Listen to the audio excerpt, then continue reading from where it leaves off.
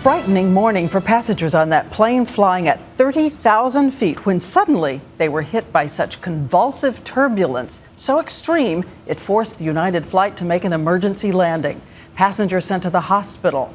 It had been a routine flight from Tampa to Houston. They were flying through clear air after that weather system, the one that spawned all those tornadoes, had already passed through when suddenly the air shifted. And ABC senior national correspondent Jim Avila tells us what happened next. Thousands of feet above the ground, out of nowhere, a jolt that injured 5 of the 145 passengers and 2 flight attendants aboard United Flight 1727 when the plane hit sudden turbulence.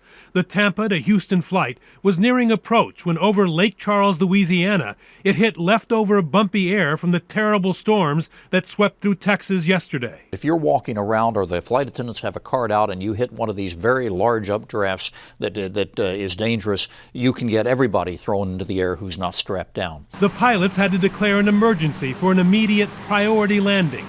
At least 3 people were transported to the hospital.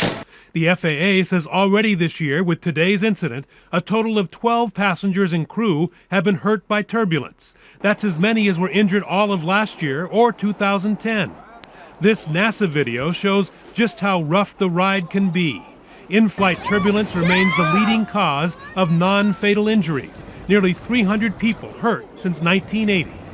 Most of it caused by weather. Often swift up or down drafts caused by thunderstorms shaking the plane like it hit a mid-air pothole. More than 1 in 10 Americans say they're afraid to fly.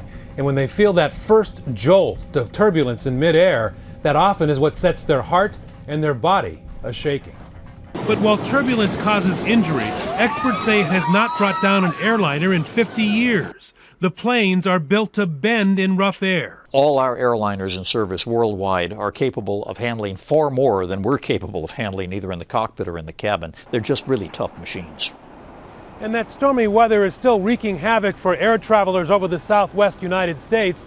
In fact, 30,000 passengers were delayed today. 100 planes had to be grounded because of hail damage. And at American Airlines in Dallas alone, 400 flights were canceled today.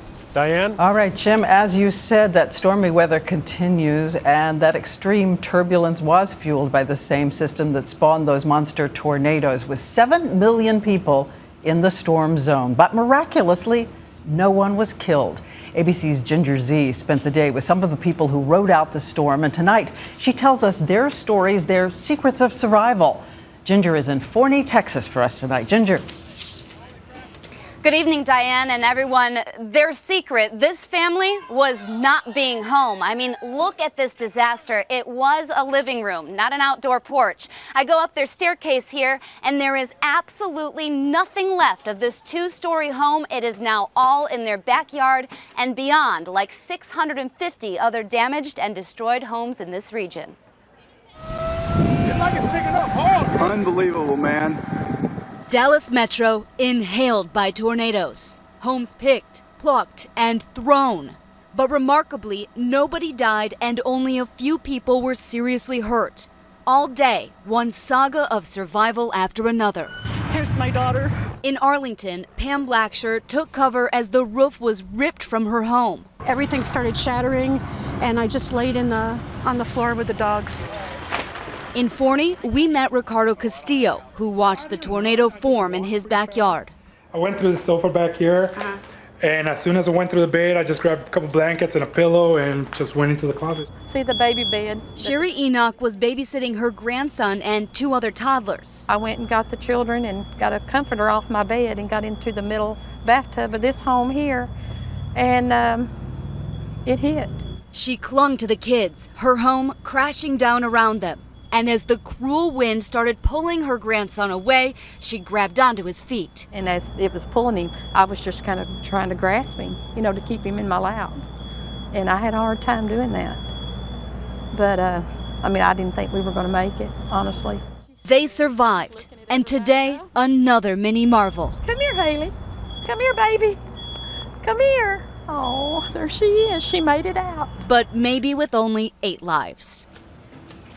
Ginger, tell me more about bathtubs in homes. Are they often the best place for survival?